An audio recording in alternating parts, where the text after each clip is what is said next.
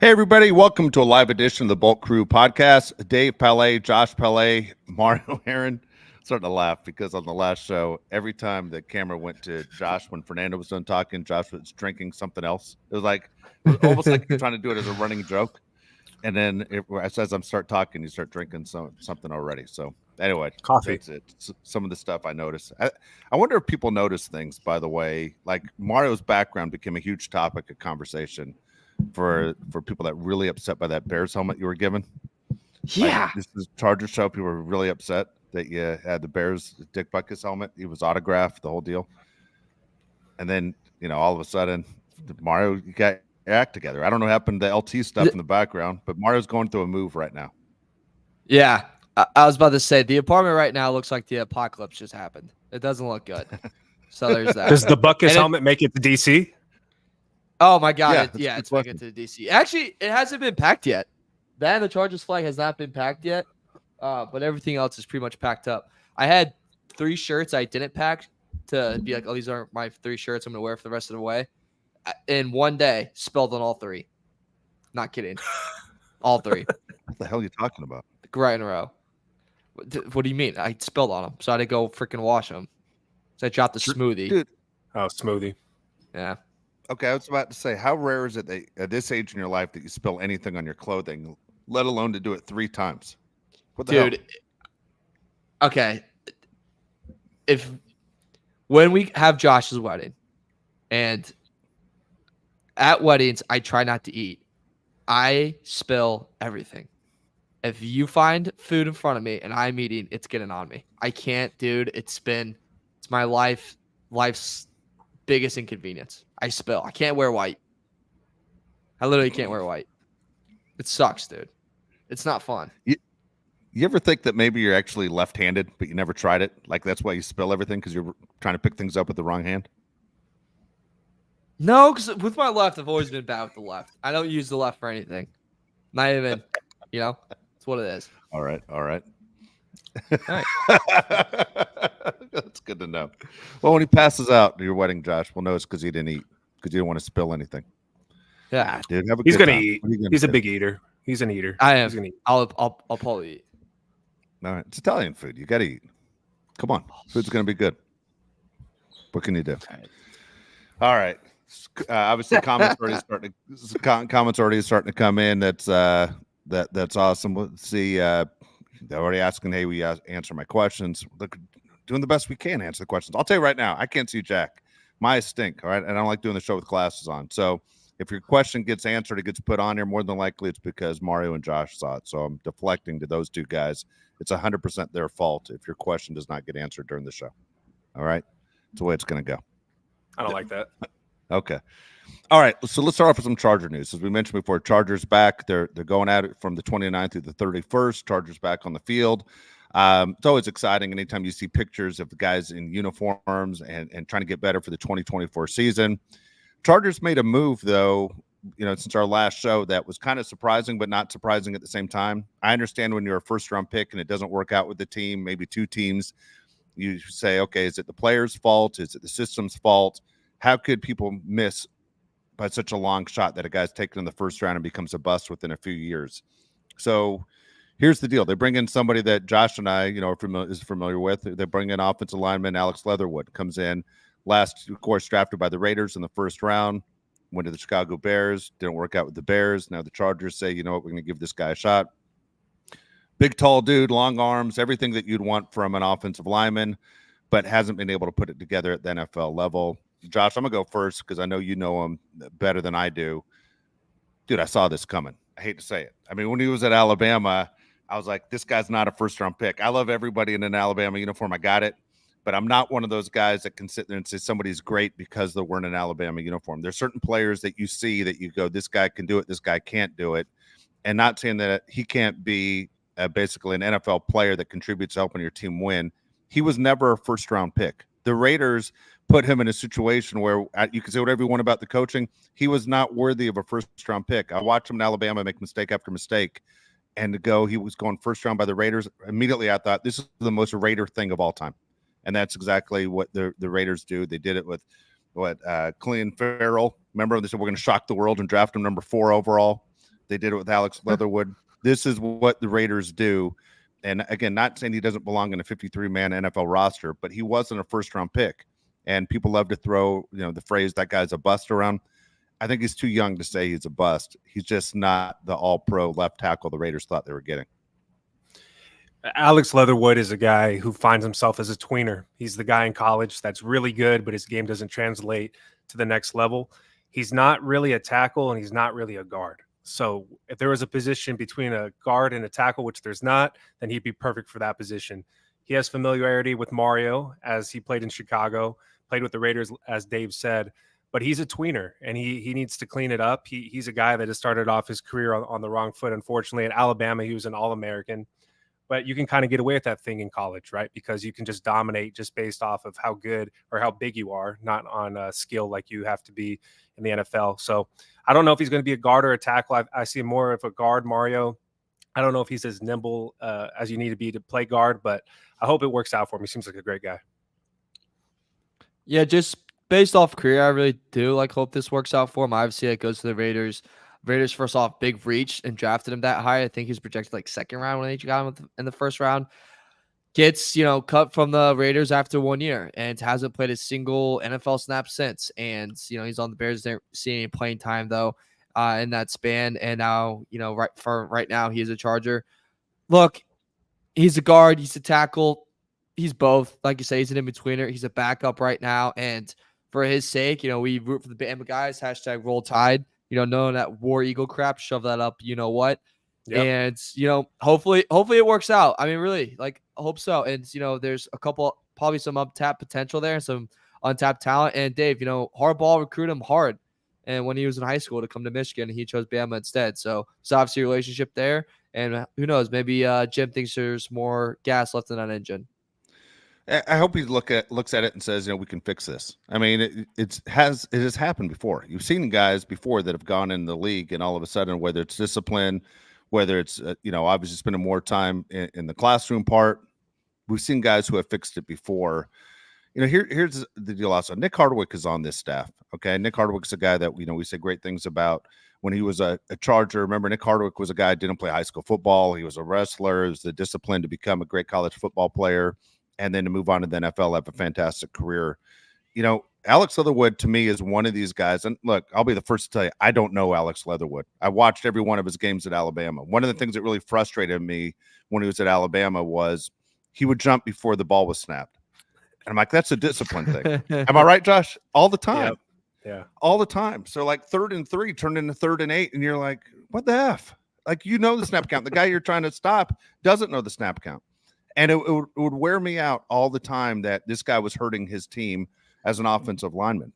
I love the offensive linemen that are smart. And offensive linemen, football players get a bad rap for not being smart. Pretty bright guys.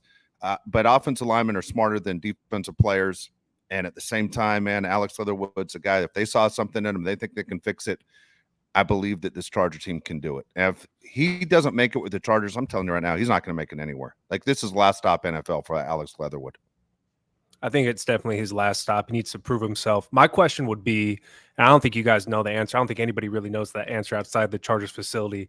Is Trey Pipkins staying at tackle and Leatherwood's moving to guard? Because right now on the depth chart I'm looking at, they have Trey Pipkins as the second right tackle and Alex Leatherwood as the third right tackle. Alex Leatherwood has never played on the left side of the offensive line, ever. Right. He's always been a right guard or right tackle. No, I'm saying he's never played on the left side. Yeah. He's always played right guard or right tackle. So I'm really interested to see if one of those guys kicks to the inside and plays guard, because I have to imagine Trey Pipkins is moving to guard, right? I mean, that was the whole talk of he's a guard. He's not really a tackle. That's why he struggled on the outside. If you put him on the inside, he can help the team in a more significant way. So I'm curious to see what Jim Harbaugh does with that, because there's no way Trey Pipkins is going to see playing time at right tackle, right? We have Joe Alt. Unless Joe Alt gets hurt, Trey Pipkins should never see the field at tackle. Yeah, I mean, he shouldn't see the field. I think it's Joe Alt's spot. I mean, obviously, we're going to know more in training camp when these guys put on pads and it's real football, not this, we're in shorts, let's grab each other's soldiers and have a little rub and tug, I guess. But yeah, I don't think it's – I think it's Joe Alt's spot to lose.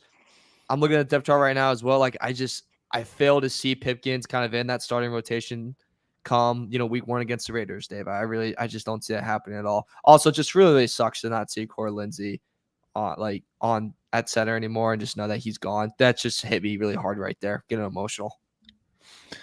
Yeah. Here's the deal. I like the fact that there's a depth chart, right? I mean, before, what are we doing? We're this seemed like smoke and mirrors the last few years with this offensive line. I mean, the fact that there's a depth chart and things are shaping up, because obviously injuries are part of this league. The more I think about it, and as frustrating as it might have been not to get a guy with all the bells and whistles that you think you're getting through the draft, the guys that make you buy a jersey. Jim Harbaugh's plan, it's hard to argue with as far as being strong where they are. And he understands. And some people say, well, that's just old school football. That's not what it is today. You got to have some protection out there. I mean, look at the teams that have been really good over the last few years and look at their offensive line. Look at the Eagles, look at the Chiefs, look at the Niners. Look what these teams are doing to protect their quarterback and basically make their offense effective. Yeah, there are situations where we sit there and say, are you deep enough in the wide receiver position? Is the running back position good enough?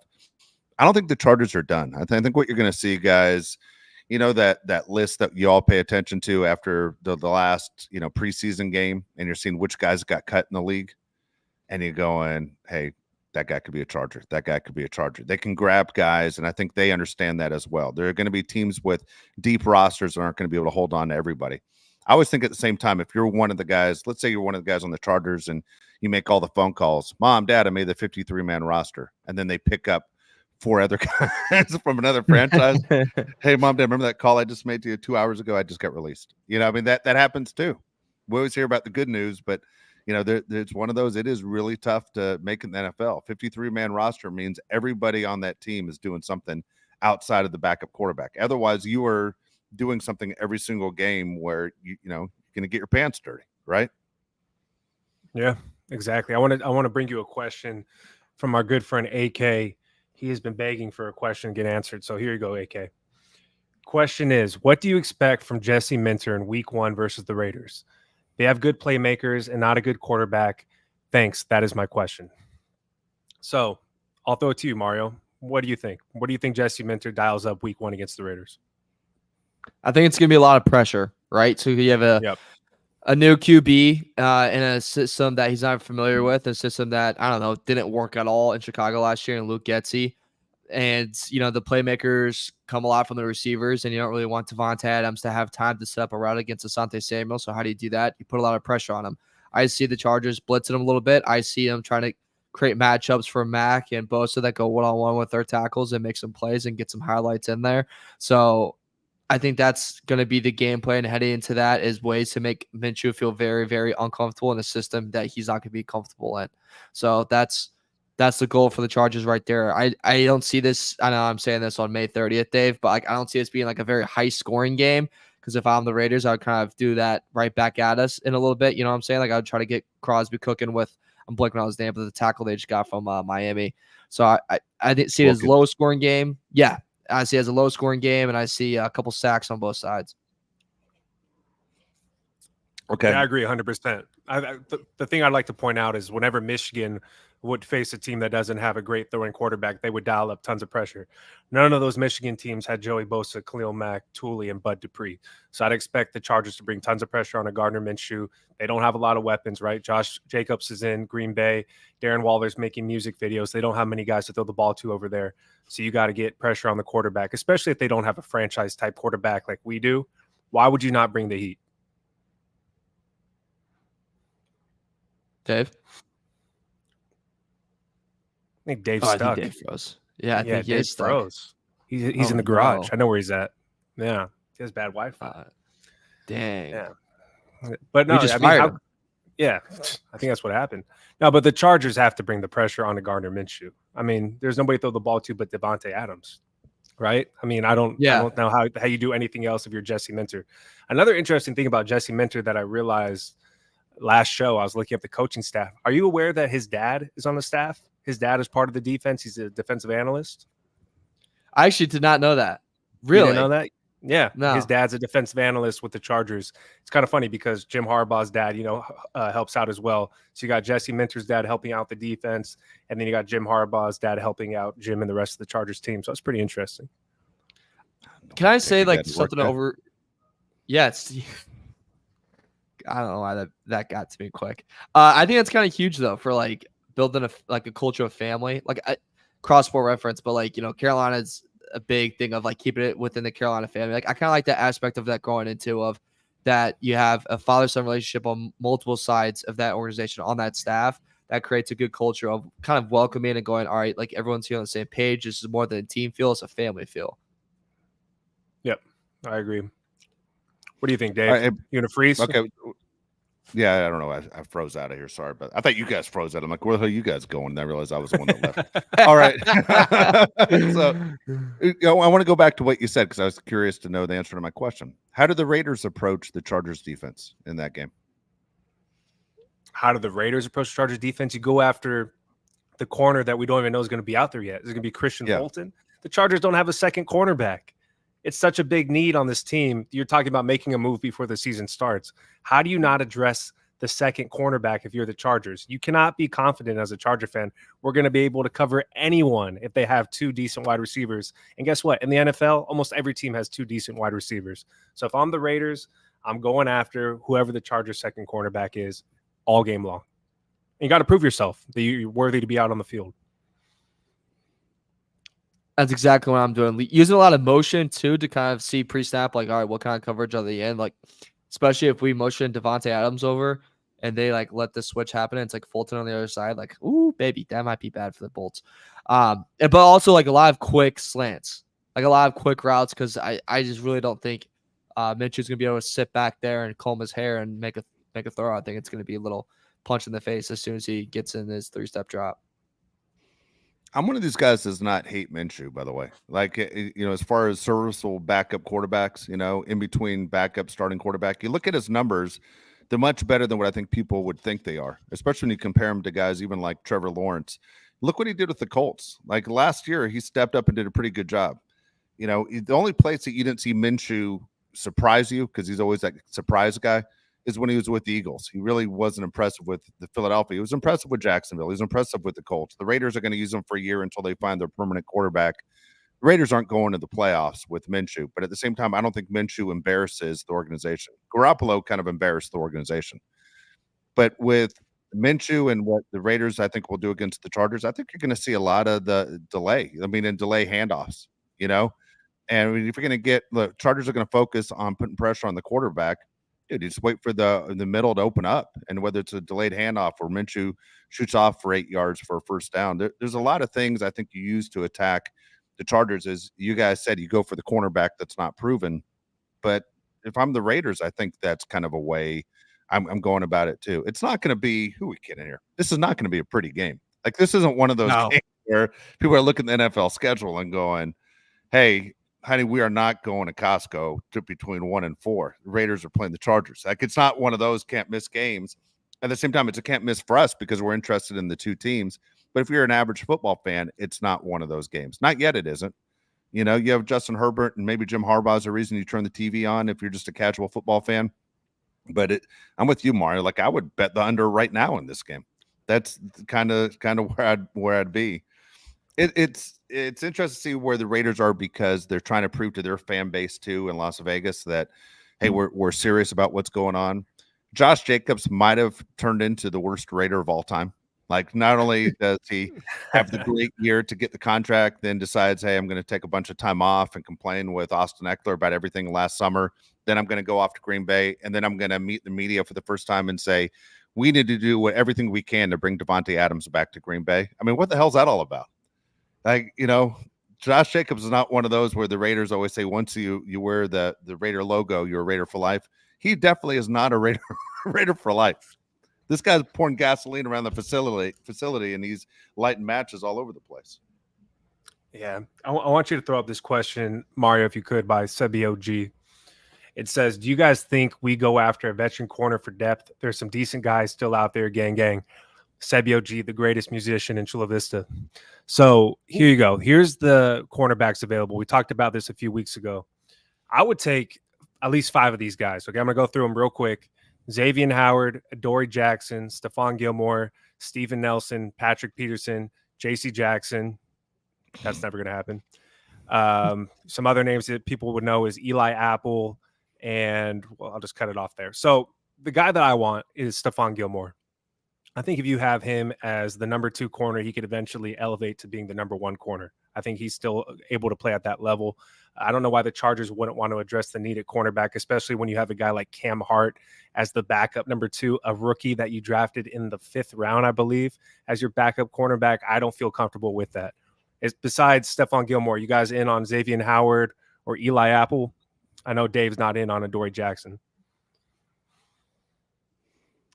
Yeah, I'm with you on the Gilmore. When he was in Minneapolis, like, people loved him, and like his play hasn't been like piss poor or anything like that. Like, he still has what it takes to be a top corner in the NFL. Plus, he's been a big locker room guy. Like in Dallas, that was a big thing in there. Is like he leads a group. He's a great leader for Diggs. Like, people really liked him on the field, liked him off the field. I want Gilmore in here. I think he would be a good, also just molder of the culture for Harbaugh and like this defense. So I'm with it, baby. Get Gilmore in there. And what's up with you and Jackson, Dave? Why aren't you a big fan? Sucks. Fair. Sucks. Okay. Underrated. I mean, All right. overrated. Sucks. I really was a huge fan of him when he was in college. When the Titans got him, I'm like, oh, this guy's great. He's a steal of the draft. Him and Jabril Peppers, 2 of the most overrated guys ever, going from college to the pros. Not a Adoree Jackson fan. He can't play. He's not an NFL player. He can't play. Yeah. You know, I'm taking Stephon Gilmore over Xavier Howard. Xavier Howard has a lot of off the field things going on. Stephon Gilmore looks like he's dialed in on football. Yeah, Stephon Gilmore, 2 interceptions last year, 1 forced fumble. You know, I don't know, man. I mean, he's in his 30s. Can he do it? Can he keep up with the young guys still? I mean, I understand what he was with the Colts. I understand what he was in New England. At the same time, Dallas only kept him for 1 year. I mean, does that say something that Dallas gave up on him? Do you believe in anything that Dallas does? No, I don't. I mean, Yeah. I don't even know what to say about. Like, I'm a locker room guy, like a team guy, but honestly, I don't even know how important that is to me. Like, I don't mind if you're just the biggest jerk in the world as long as you're producing those 3 hours on Sunday. That's kind of where I'm at. Dude, I'll give you a pass to be a jerk if you play a few positions. Okay. Yeah. Receiver, cornerback, and like linebacker. You can do whatever you want to. Just play good on Sundays. Be weird. Be an a-hole. If you can cover your guy, make catches, make plays, you can do whatever you want. Mario, I'm sorry, man. I'm taking over this whole thing. Can you put up this one question from Jesus a while ago? I'm trying to find it. It's from Jake Firma at 3:21 Central Time. Okay. It says, if you could have one all-time Charger to help us out this year, who would it be? So I have an answer, okay? Because I think this guy would make the biggest impact out of all the former great Chargers, all 5 of them. I'm going to go Junior Seau. I would love to have Junior Seau on this team just because, like I've said on past shows, the Chargers haven't had that great middle linebacker in so many years. Probably, dude, at least 15 years. I would love for Junior Seau to lead this defense and be a guy that Junior Colson could learn from and Dan Henley could learn from, because Junior Seau, one of my favorite Chargers of all time, if not my favorite Charger of all time. Ooh, God, dude, I love it. This is a great question, man. This might be the best. Great question. Because I'm watching people's. In my mind, the one that jumped to my head without a doubt quickly was LT. Bring LT back in his prime. But then I'm watching all these Gates comments on the side, and I'm like, Gates would be great. Yeah, Gates. Gates is mine. Yeah, Gates is right. Look, dude, I love Junior, man, but dude, I would take LT and Gates over Junior for what this team needs. Lance Allworth. Come on. A part of me really wants to lean on LT. Look, I don't want to take a shot at Lance Allworth. Look, as old as I am, and these guys goof on me all the time, I never saw Lance Allworth play. Okay, like it makes me wonder: was Lance Allworth all that? Or was he Ladd McConkey? You know what I'm saying? Like, who are we kidding here? True. Look at today's NFL players. I don't know. I'm not taking Lance Allworth. No, I'm not taking Lance Allworth. No.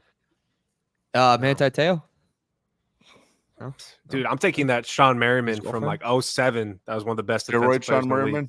Dude, steroid Sean Merriman is the man. He was. He was better than Te'o when he was on steroids. He was. Dude, he was insane. He was insane. That's a great question. Who's the best athlete all time when on roids?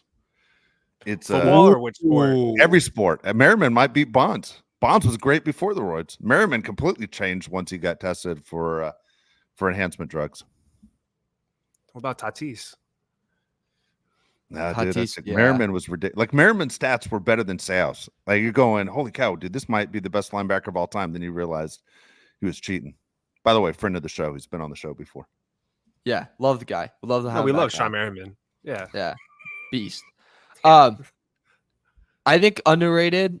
I mean, not underrated. Gates was like the big obvious one for me. I just looked up athletes busted for steroids, seeing like the greatest ones. Guy for how many got caught for it. Lance Armstrong guys might be up there. Yeah, sacrificed something, but he got something out of it. Yeah, I like Demetrius Jones's answer. Underrated. Nick Hardwick. Having a great center we've seen the last couple of years is so important. Sure. I don't think Nick Hardwick would be my pick, but that's an underrated selection. Yeah, no. Also, that's a good one. I'd like more people throughout the show. If they have somebody, go ahead and tell us who we're missing. Eric Parker, friend of the show. Dude, Eric Weddle. I love Eric Weddle too. Weddle would be sick. Quick thing, by the way, for the corners. Would Patrick Patterson, does that tinkle you guys' fancy at all? Peterson? No. Too old. He's so washed, dude. He's not even a shell of what he used to be. I'm not a big fan of Patrick Peterson right now. No, he's too old. Is he better than Christian Fulton? Maybe. I don't know. Christian Fulton started 11 games last year, 0 interceptions, I think 46 tackles. He's good enough to play, but I don't think he's an every down cornerback. It looks like you want him. I can see that face. You want him. So I was, I kind of do want him. Well, just because he was pretty good for Pittsburgh last year. Like I give a lot of my Pittsburgh friends like a lot of crap for him. Like, yeah, nice signing. Like that really did something for you guys' aging defense. But then he played pretty well. If you look at his pass deflections in 2023 was the second highest since all the way dating back to 2013. So that was the last time somebody threw the ball at him. Yeah, fair. That's also a very fair point. Good counter. Just saying. Could be a good guy in the locker room. I don't know. I'm not gonna freak out if they got him. He's you know what? I'm kind of with you, Mario. He started 16 games last year for a decent team. I would take him. Let's go. There you go. I swear to God, I think Billy Volek listens to this show. Billy Volek's name is on the comments every show. He should join the show. His name. I see him all the time, man. Look, Armando, are you Billy Volek? What the hell's going on here? Billy Volek's name shows up on every one of these chats, every single show. What's up with Antonio Cromartie comments? I love Cromartie, by the way, but is he like the best Charger corner ever? Is that the Chargers don't have any better corners in the history of the team? He's not. Again, why does everybody keep saying Cromartie? I think people fell in love with Cromartie because that crazy game he had against the Colts in the playoffs, the one where Darren Sproles scores the touchdown at the end.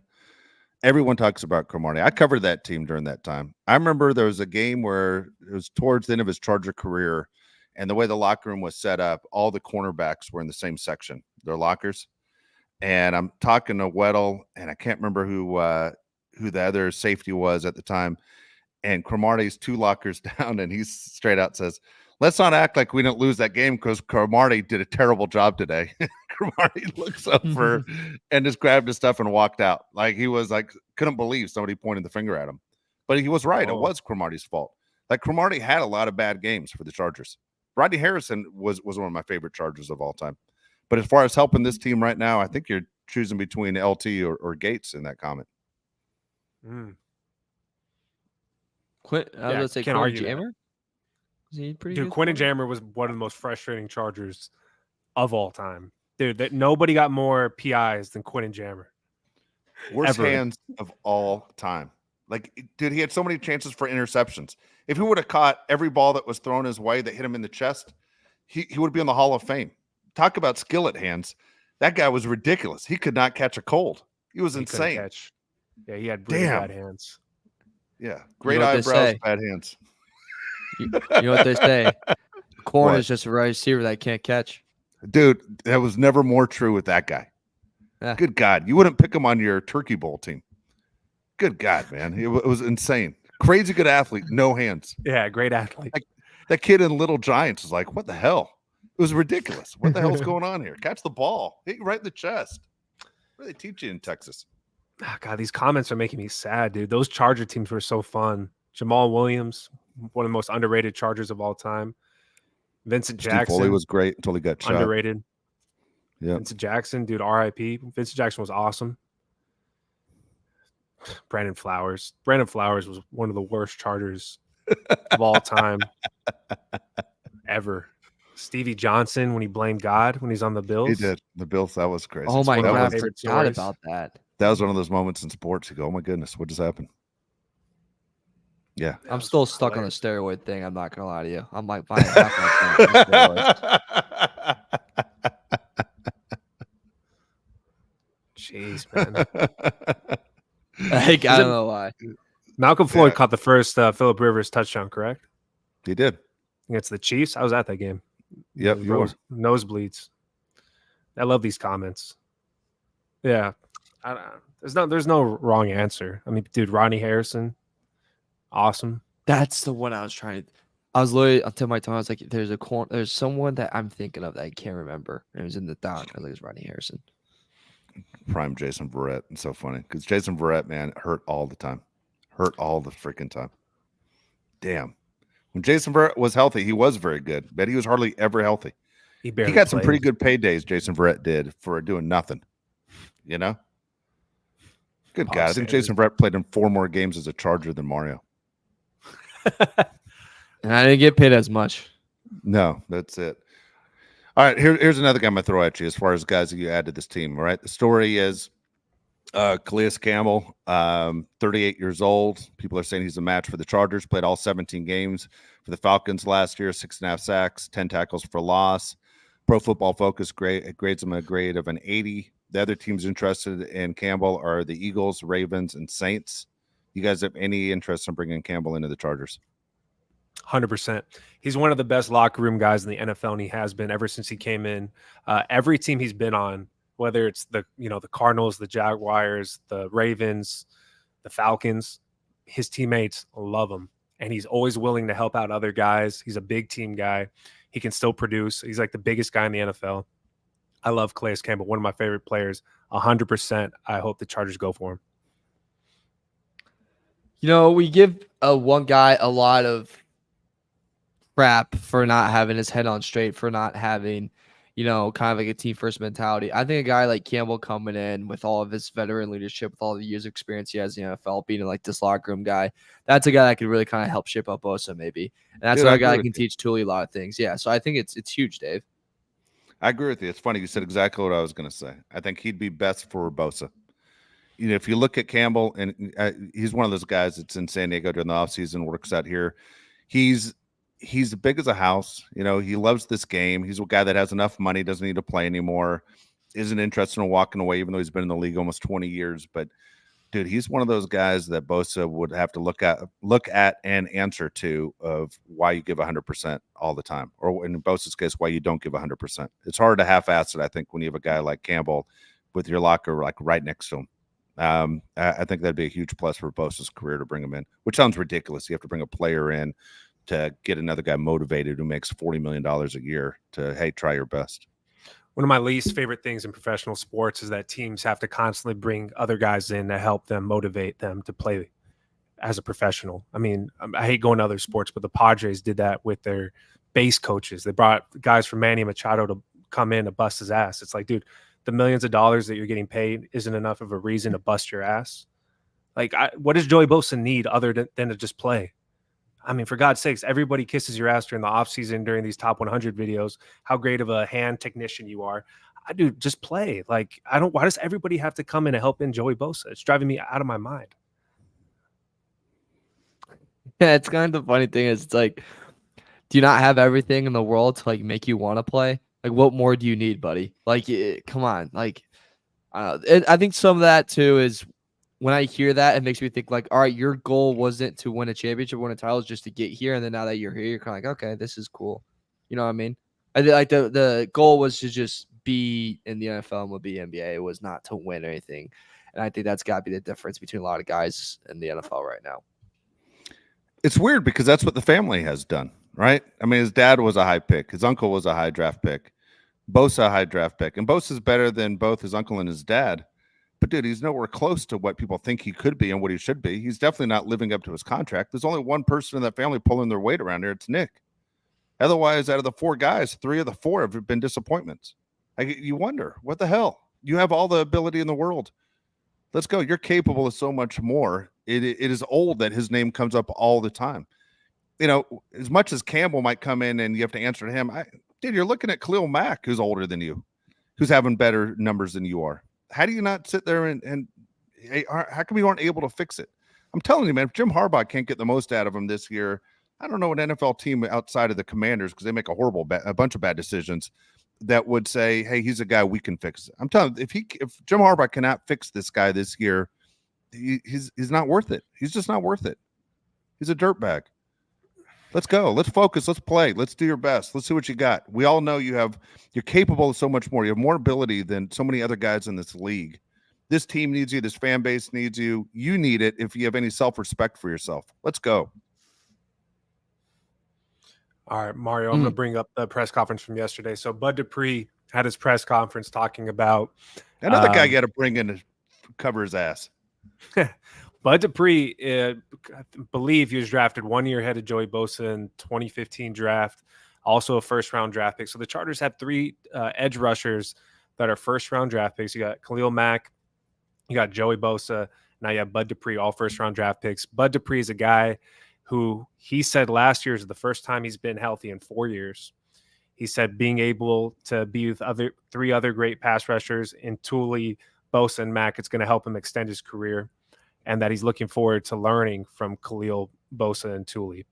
So I'm excited, man. I think Bud Dupree is an underrated player for where he is in his career now. Being a 4th edge rusher, when you're a guy that's talented, you know, former first-round pick, I think it's awesome. And he seems hungry. He wants to be a Charger, unlike Joey Bosa. That's what I love about it. Like, he seems like he's eager to be here. He's excited to be part of like this process and this journey that they're going on. And I love to kind of hear that and to hear like the energy and passion he kind of had in the interview. Like, that's a great sign just for the Chargers. And I don't think that's something that we saw like this time last year, right? Like, I would say even through these OTAs, like it was more of a, what are we kind of really doing here, guys? Like, we're running this back. Okay. You know, we know we're talented. Like, there wasn't like, I think, an energy and enthusiasm that we see right here with these group of guys. I'm pumped for it, man. It gets me excited, gets me amped up. It's like I used to watch the Ben Affleck and whatever that movie is where he's the guy like telling you, I have a nice car and throws the keys on the table. I'm really blanking on that scene and what movie that's from. But I don't have to watch that anymore. I just have to watch a Chargers press conference. I get fired up. Yeah, I'm looking at the comments here. Stephanie Chamberlain. Look, I don't want Bosa to have a horrible year. Okay, I don't want to go off screaming about Bosa. I hope Bosa has a great year and proves me wrong. Bud Dupree, as I just mentioned before, Josh spoke about everything about yesterday. He is here because Joey's not doing his job, you know. And if he comes in and he has a great year, fantastic. But I like everything about him so far. You know what I like most about him, Josh? I like the fact that he loves football. Bud Dupree has proven to me he loves football. Calais Campbell loves football. Khalil Mack loves football. I want guys who actually love this game, appreciate this game, want to do it for as long as they can. And when you're looking at pro athletes and you're thinking certain guys are only in it for the check, man, that's very frustrating because that's not what we're there for. That's not on TV. We don't see that on Sundays when you go and you pick up your check. We don't care. We don't care how much you make. We just want to see you help the scoreboard. That's the only thing we care about is the scoreboard. So for him to come in, and I believe he's wearing number 48 this year, I'm excited to watch him. I think he helps this team out. I think that was a good signing by Joe Ortiz. I think that's a good move, and I think you're going to get a lot out of him. Now, at the same time, will the other guys pick up the pieces? Who knows? That by December, November, who knows if we're even talking about Joe even being, you know, a focal point of these big games. But right now, I think you have enough guys, and the Chargers know Joey's history too. That's why you're bringing these guys in to make sure there's not a huge step back when Joey says he can't go.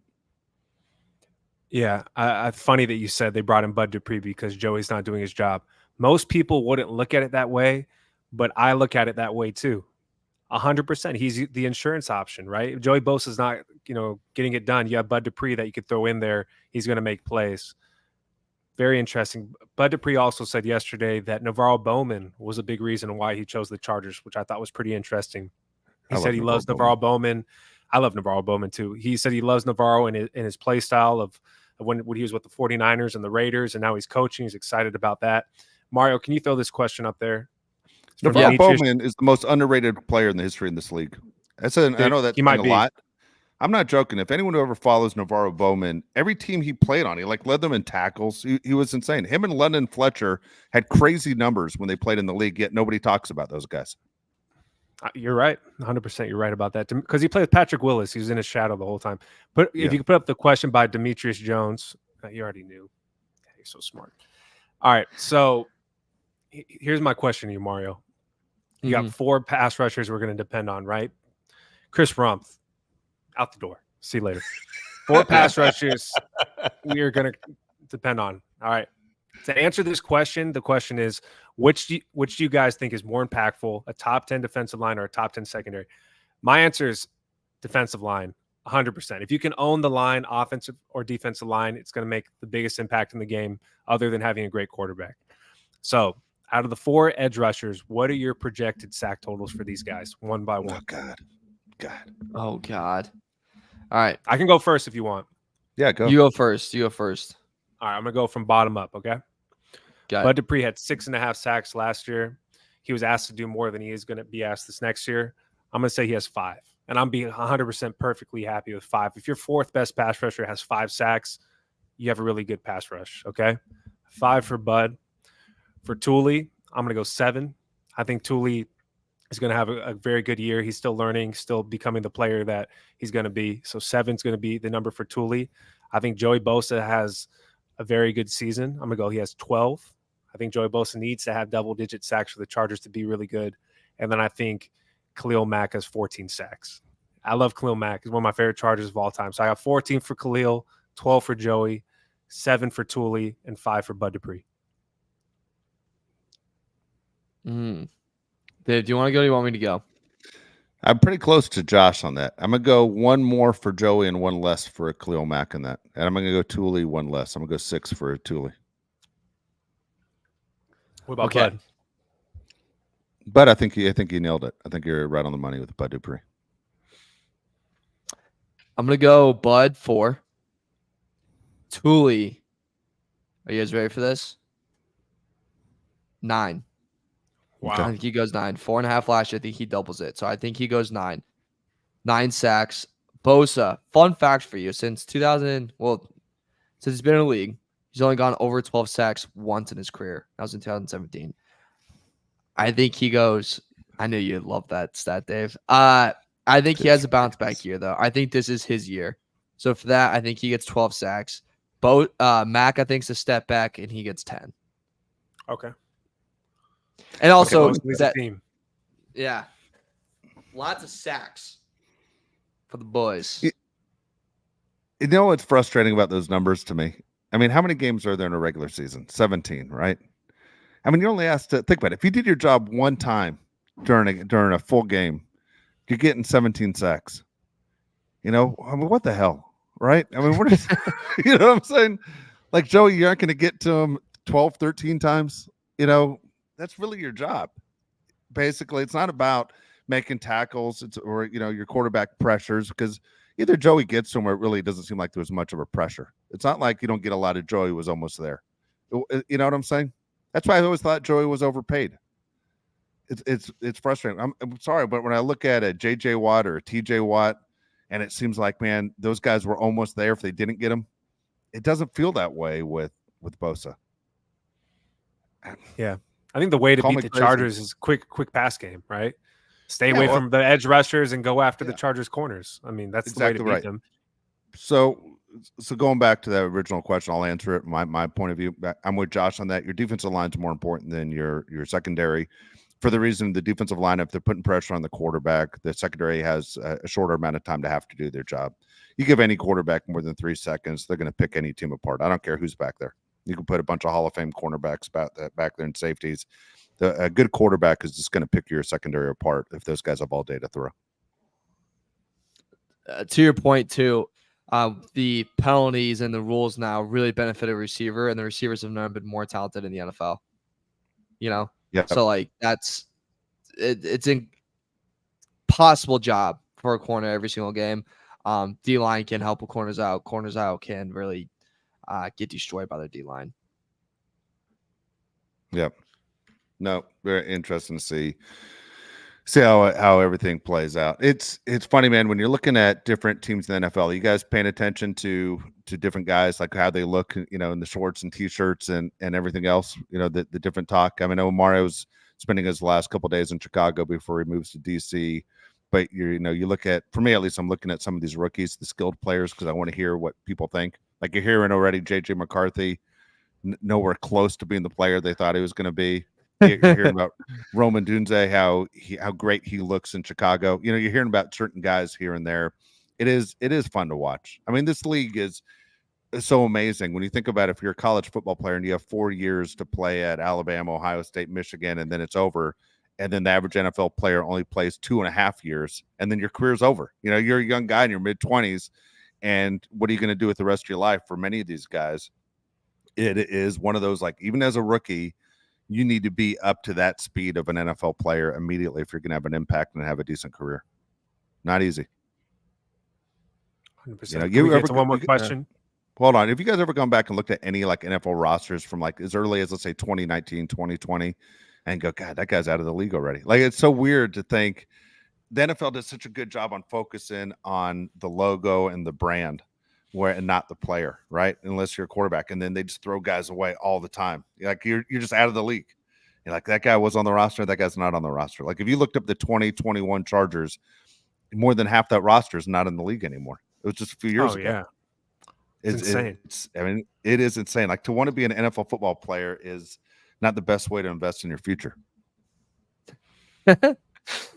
Yeah. Keep up this question by Dimitri. Demetrius Jones is killing it with the questions today. It says the one about Asante Samuel Jr. Yep. So it says, what are your guys' expectations on Asante Samuel Jr. and Minter's defense this year? And if he performs well, is he retained? So to me, Asante Samuel Jr. is the Gerald Everett of the defense, a guy that has been asked to do something that he's not meant to do. He is not a cornerback 1. He's a cornerback 2. And if he plays well, I hope he's retained and he's a cornerback 2 going forward, because that's what he is. Chargers need to bring in a top cornerback, whether through the draft next season, through this offseason, maybe a trade for a guy like Marshawn Lattimore from the New Orleans Saints, something of that nature. But Asante Samuel Jr., I feel bad for almost, because he's asked to do way too much. Hopefully Jesse Minter can help him out a little bit, but it's hard to help out a corner. I mean, you got to guard the best player on the other team.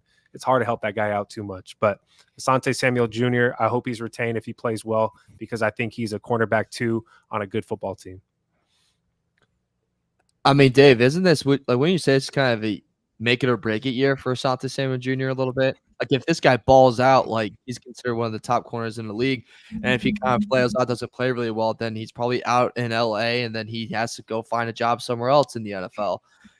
I think my expectations, honestly, is for him to have some really big games and have some games where he doesn't look like he can guard my nephew. And I don't mean any of them that are alive, the one that's currently in my, what's it called? Sister-in-law's belly. So it's one of those things where I think it's going to be an up and down year, but at the end of the day, if he can show up in the big moments, in the big games, I think he's going to be back as Chargers next year, and we're going to have high expectations for him in 2025. Look, he's got as long as a rope as he had because of his dad's name, right? I mean, let's be honest. If he was, Joe Samuel and not Asante Samuel Jr., does he get as big of a look as he's gotten throughout his career? I mean, you guys tell me if I'm wrong. He's a safety. He's not even a corner. He's a safety. His best chance of surviving in this league would be to be a safety, not to be a corner. He's not that guy. He can't catch. You want him at safety? He'd probably like a nickelback. He has the worst hands on the team. Yeah. See his dad. It's a miracle he got those interceptions against the Jaguars. He can't catch a cold. Yeah. I don't know what to tell you, man. I mean, I'm disappointed with the entire secondary. Have been for a long time. I'm glad Davis isn't here anymore. That's all I can say. It's a big step in the right direction. Yeah. Tired of talking about him. Tired of talking about Was that for Davis? That was for Davis. All right. 2 things, or a few things, I should say. One is I didn't tell you guys to subscribe. Please subscribe. We need the numbers. Again, if you want to be part of the giveaways, you have to subscribe to the show. We need you to click that like button as well. Josh has a light in the background. Let's not act like you guys didn't see it. I didn't see any comments on it, but it looks like Darth Vader passed out drunk and is laying on his back right now with his lightsaber sticking straight up in the air. But you guys are giving Josh a hard time about his background, so he added some color to it. Josh, does it do anything besides go Charger blue? Go Charger yellow. Oh.